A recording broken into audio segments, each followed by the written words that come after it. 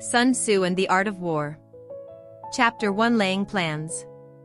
Sun Tzu said, "The art of war is of vital importance to the state. It is a matter of life and death, a road either to safety or to ruin.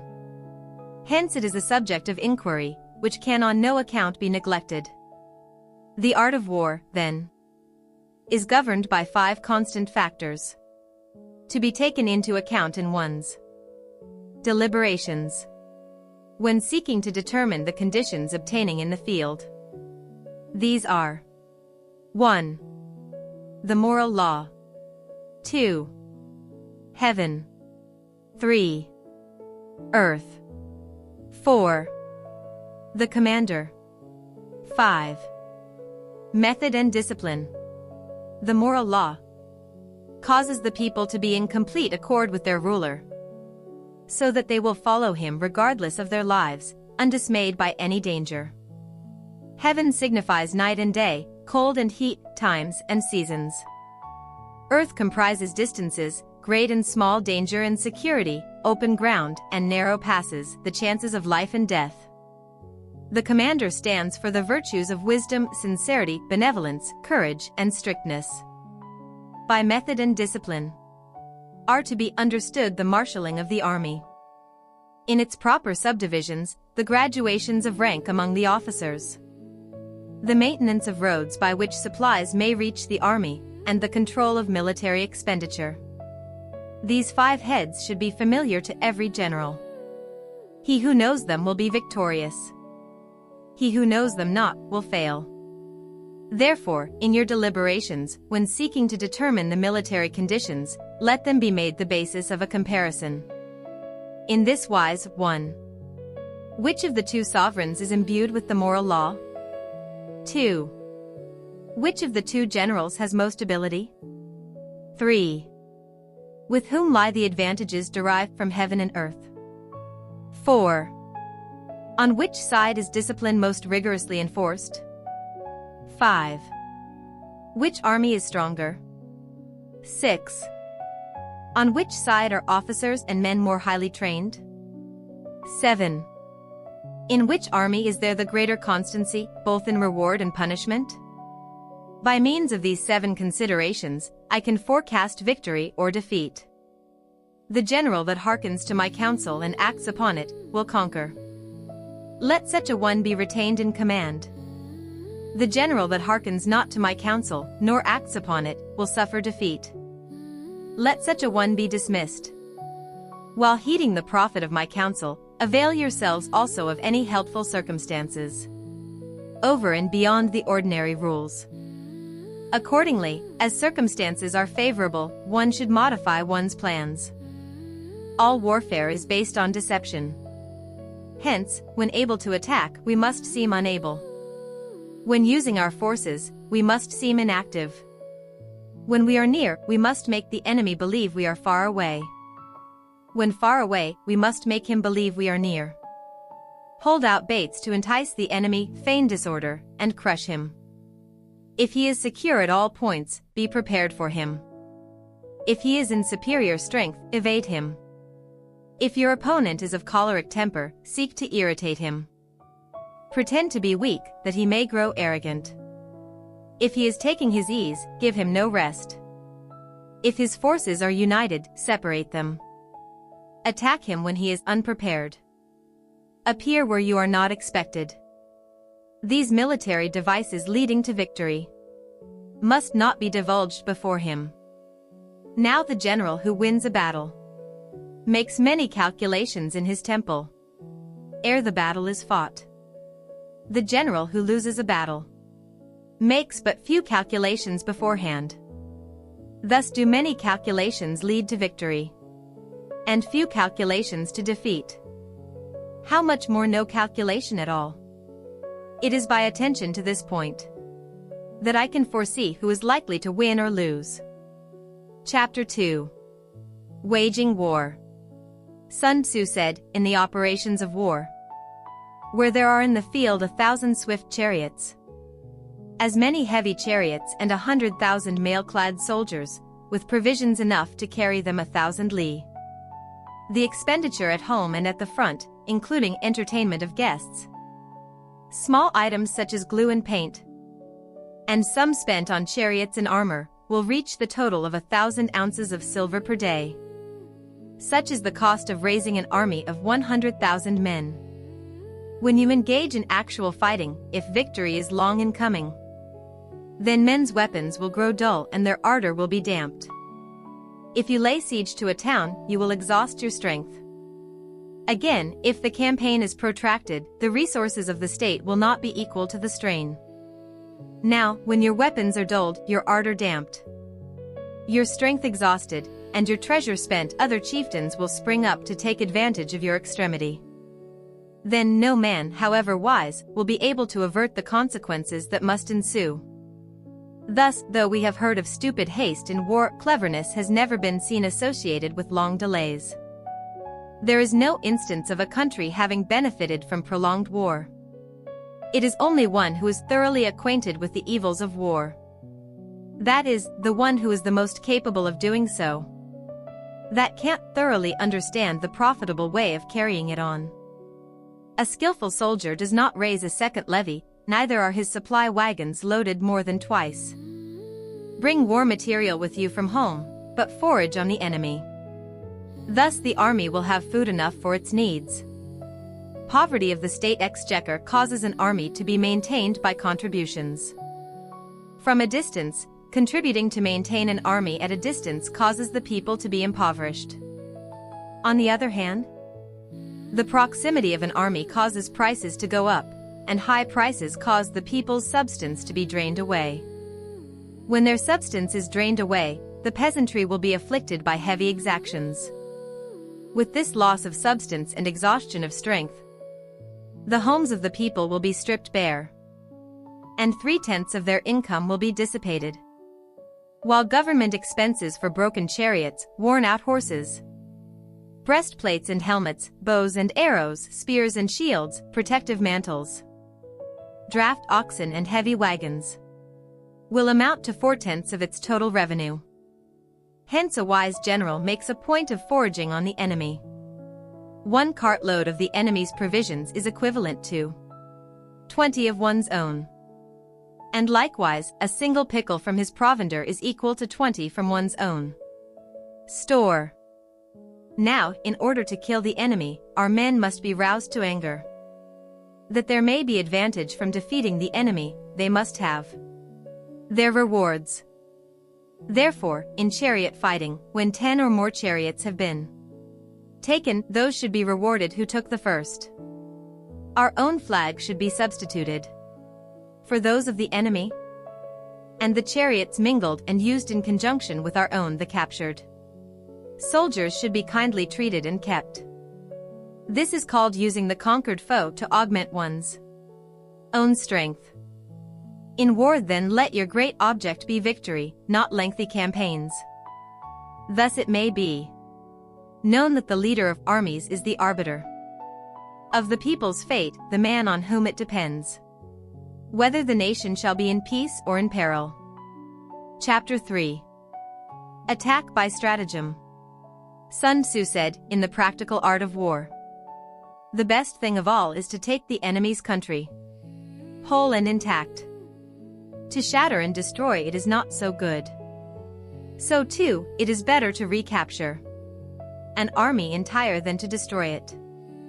To capture a regiment, a detachment, or a company entire than to destroy them. Hence, to fight and conquer in all your battles is not supreme excellence. Supreme excellence consists in breaking the enemy's resistance without fighting. Thus, the highest form of generalship is to bulk the enemy's plans. The next best is to prevent the junction of the enemy's forces. The next, in order, is to attack the enemy's army in the field. The next best is to attack the enemy's army in the field. The next is to attack the enemy's army in the field. The next, in order, is to attack the enemy's army in the field. And the worst policy of all is to besiege walled cities. The rule is not to besiege walled cities if it can possibly be avoided. The preparation of mantlets, movable shelters, and various implements of war will take up 3 whole months, and the piling up of mounds over against the walls will take 3 months more. The general, unable to control his irritation, will launch his men to the assault like swarming ants, with the result that 1/3 of his men are slain while the town still remains untaken. Such are the disastrous effects of a siege. Therefore the skilled leader subdues the enemy's troops without any fighting. He captures their cities without laying siege to them. He overthrows their kingdom without lengthy operations. The I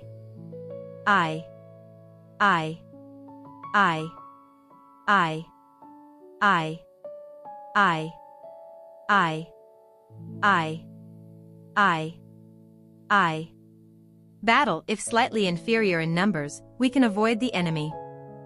If quite unequal in every way, we can flee from him.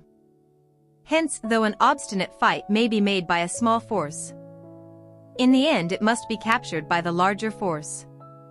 Now the general is the bulwark of the state. If the bulwark is complete at all points, the state will be strong. If the bulwark is defective, the state will be weak. There are 3 ways in which a ruler can bring misfortune upon his army. By commanding the army to advance or to retreat, being ignorant of the fact that it cannot obey. This is called hobbling the army. By attempting to govern an army in the same way as he administers a kingdom, being ignorant of the conditions which obtain in an army. This causes restlessness in the soldiers' minds. By employing the officers of his army without discrimination, through ignorance of the military principle of adaptation to circumstances. This shakes the confidence of the soldiers.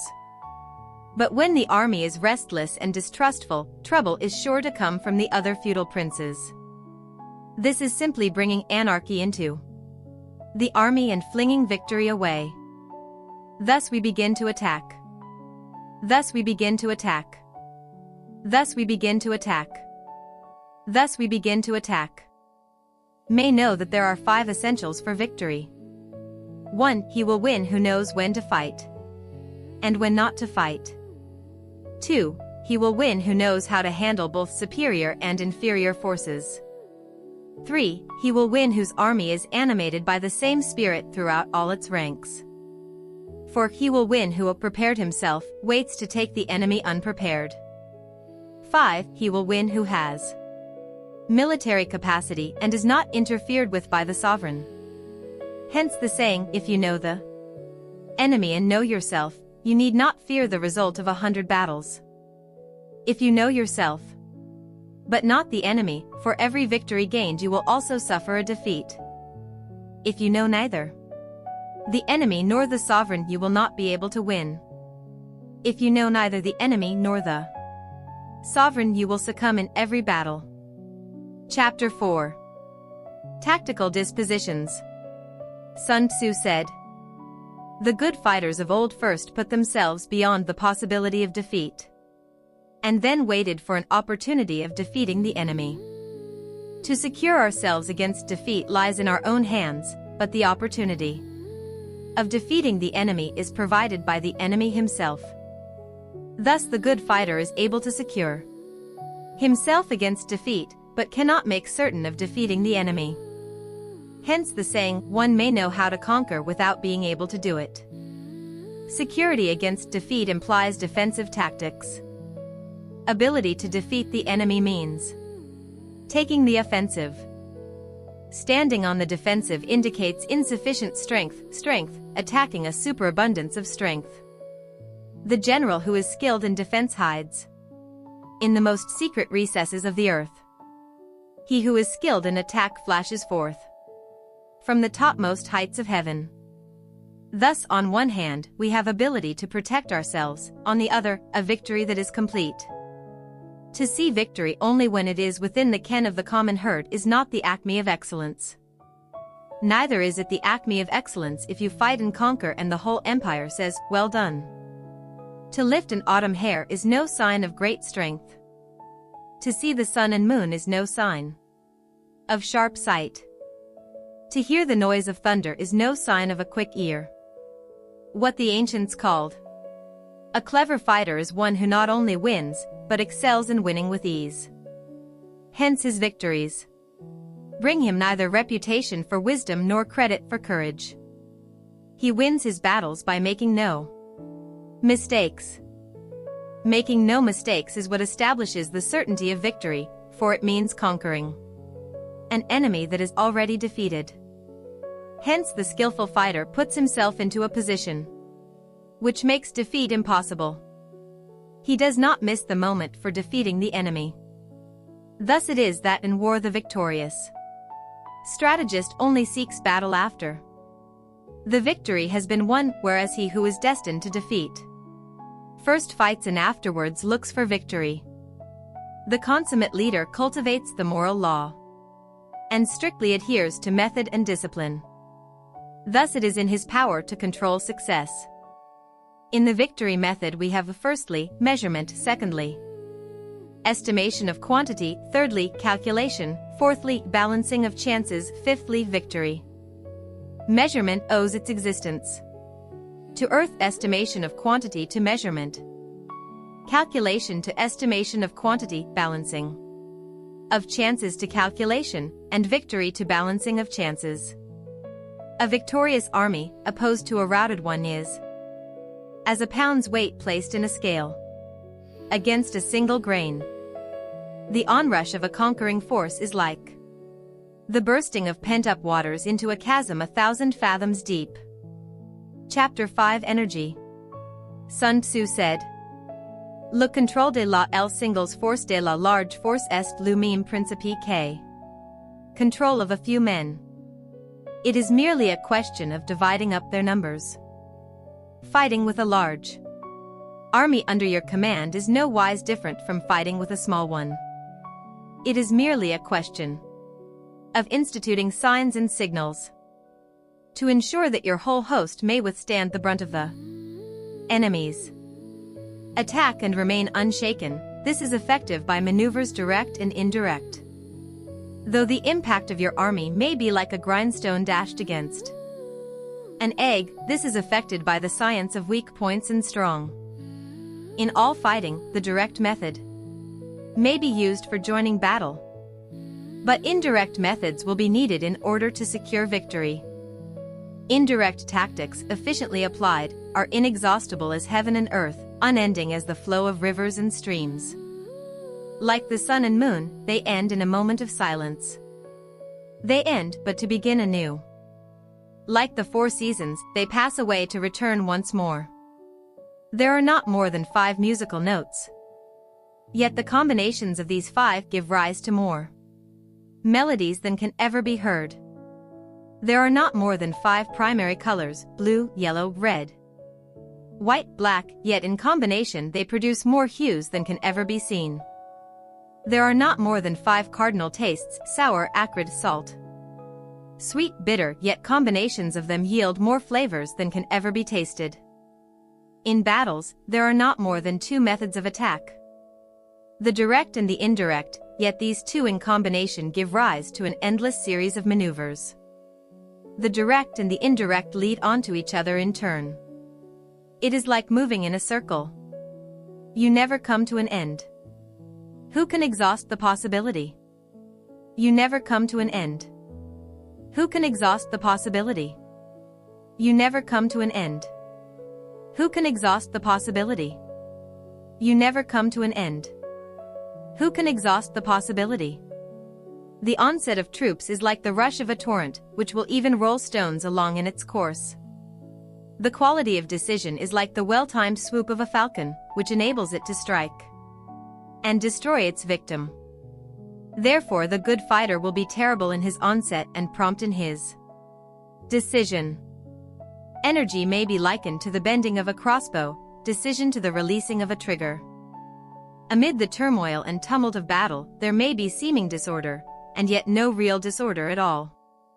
Amid confusion and chaos, your array may be without head or tail, yet it will be proof against defeat. Simulated disorder postulates perfect discipline. Simulated fear postulates courage. Simulated weakness postulates strength. hiding order between the cloak of disorder is simply a question of subdivision. Concealing courage under a show of timidity presupposes a fund of latent energy.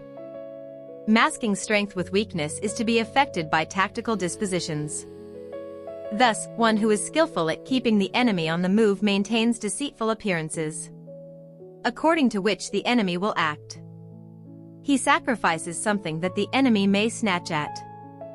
By holding out baits, he keeps him on the march. Then, with the body of picked men, he lies in wait for him. The clever combatant looks to the effect of combined energy. And the effect of combined energy. He does not require too much from individuals. Hence his ability to pick out the right men and utilize combined energy. When he utilizes combined energy, his fighting men become, as it were, like unto rolling logs or stones. For it is in the nature of a log or a stone to remain motionless on level ground, and to move when on a slope. If four-cornered, to come to a standstill, but if round-shaped, to go rolling down. Thus the energy developed by good fighting men is as the momentum of a round stone, rolled down a mountain thousands of feet in height. So much on the subject of energy. Chapter 6. Weak points and strong.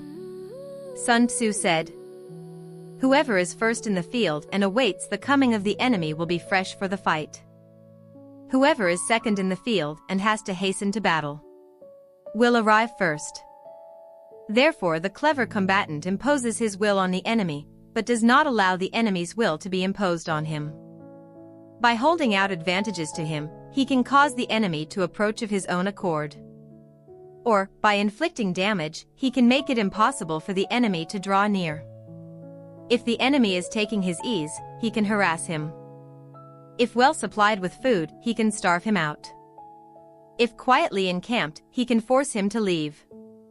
He can force him to move. Appear at points which the enemy must hasten to defend. March swiftly to places where you are not expected. An army may march great distances without distress, if it marches through country where the enemy is not. You can be sure of succeeding in your attacks if you only attack places which are undefended. You can ensure the safety of your defense if you only hold positions that cannot be attacked. Hence that general is a good fighter. A general is skillful in attack, whose opponent does not know what to defend. And he is skillful in defense, whose opponent does not know what to attack. O divine art of subtlety and secrecy! Through you we learn to be invisible, through you inaudible, and hence we can hold the enemy's fate in our hands. You may advance and be absolutely irresistible if you make for the enemy's weak points. You may retire and be safe if your movements are more rapid than those of the enemy. If we wish to fight, the enemy can be forced to an engagement, even though he be sheltered behind a high rampart and a deep ditch. All we need to do is attack some other place that he will be obliged to relieve. If we do not wish to fight, we can prevent the enemy from engaging us, even though the lines of our encampment be merely traced out on the ground. All we need to do is to throw something odd and unaccountable in his way. By discovering the enemy's dispositions and remaining invisible ourselves, we can keep our forces concentrated, while the enemy's must be divided. We can form a single united body, while the enemy must split up into fractions. Hence, there will be a whole pitted against separate parts of a whole, which means that we shall be many to the enemy's few.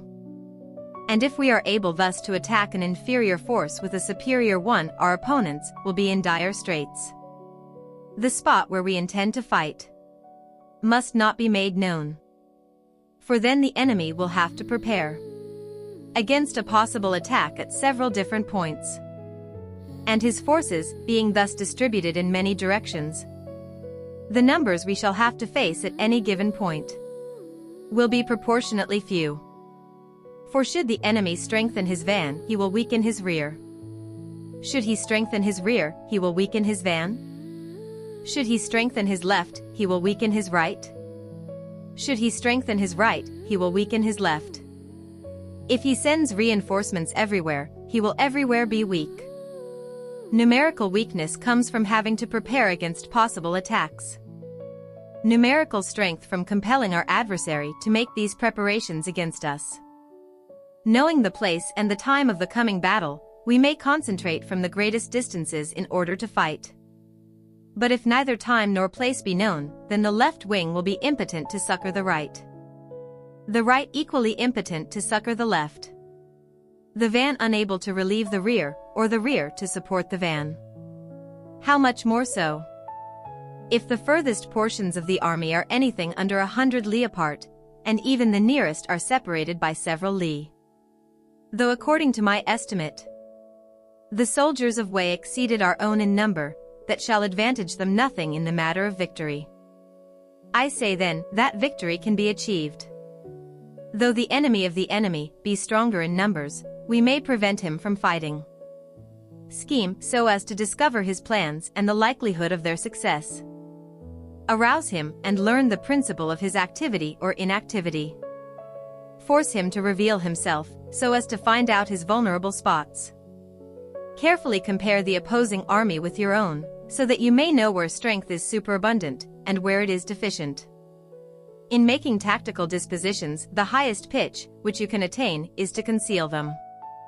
Conceal your dispositions, and you will be safe from the prying of the subtlest spies, from the machinations of the wisest brains. How victory may be produced for them, out of the enemy's own tactics, that is what the multitude cannot comprehend. All men can see the tactics whereby I conquer, but what none can see is the strategy out of which victory is evolved. Do not repeat the same mistake. Do not repeat the tactics which have gained you one victory, but let your methods be regulated by the infinite variety of circumstances. Military tactics are like unto water, for water, in its natural course, runs away from high places and hastens downwards. So in war, the way is to avoid what is strong, and to strike at what is weak. Water shapes its course according to the nature of the ground over which it flows. The soldier works out his victory in relation to the foe, whom he is facing. Therefore, just as water retains no constant shape, so in warfare there are no constant conditions. He who can modify his tactics in relation to his opponent, and thereby succeed in winning, may be called a heaven-born captain. The 5 elements, water, fire, wood, metal, earth, are not always equally predominant. The 4 seasons make way for each other in turn. There are short days and long. The moon has its periods of waning and waxing. Chapter 7 Maneuvering. Sun Tzu said, in war, the general receives his commands from the sovereign. Having collected an army and concentrated his forces, he must blend and harmonize the different elements thereof before pitching his camp. After that comes tactical maneuvering, than which there is nothing more difficult. The difficulty of tactical maneuvering consists in turning the devious into the direct, and misfortune into gain. Thus to take a long and circuitous route after enticing the enemy out of the way, and those starting after him to contrive to reach the goal before him, shows knowledge of the artifice of deviation. Maneuvering with an army is advantageous, with an undisciplined multitude most dangerous. If you set a fully equipped army in march in order to snatch an advantage, the chances are that you will be too late. On the other hand, to detach a flying column for the purpose involves the sacrifice of its baggage and stores. Thus, if you order your men to roll up their buff coats and make forced marches without halting day or night, covering double the usual distance at a stretch, doing 100 li in order to wrest an advantage, the leaders of all your 3 divisions will fall into the hands of the enemy. The stronger men will be in front. The jaded ones will fall behind, and on this plan only 1/10 of your army will reach its destination.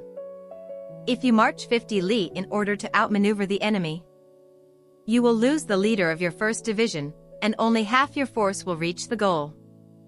If you march 30 li with the same object, 2/3 of your army will arrive. We may take it then that an army without its baggage train is lost, without provisions it is lost. At the same time, when without any ensives and other things is lost. No matter how much soldiers may run around the city, there is only one altar. The spirit of the enemy is gone. The spirit of the enemy, having left the city, shall pass beyond his own realm, and draw near the city itself. The spirit of the enemy must be destroyed. The spirit of the enemy must be destroyed. The spirit of the enemy must be destroyed. The spirit of the enemy must be destroyed. If you strike another army and destroy it, you will not be able to destroy it. If you strike another army, you will not be able to destroy it. Without bases of supply, it is lost. We cannot enter into alliance until we are acquainted with the designs of our neighbors. We are not fit to lead an army on the march unless we are familiar with the face of the country, its mountains and forests, its pitfalls and precipices, its marshes and swamps. We shall be unable to turn natural advantage to account unless we make use of local guides. In war, practice dissimulation, and you will succeed. Whether to concentrate or to divide your troops must be decided by circumstances. Let your rapidity be that of the wind, your compactness that of the forest. In raiding and plundering, be like fire. Immovability is like a mountain. Let your plans be dark and impenetrable as night, and when you move, fall like a thunderbolt. When you plunder a countryside, let the spoil be divided amongst your men. When you capture new territory, cut it up into allotments for the benefit of the soldiery. Ponder and deliberate before you make a move. He will conquer who has learned the artifice of deviation. Such is the art of maneuvering. The Book of Army Management says, on the field of battle, the spoken word does not carry far enough.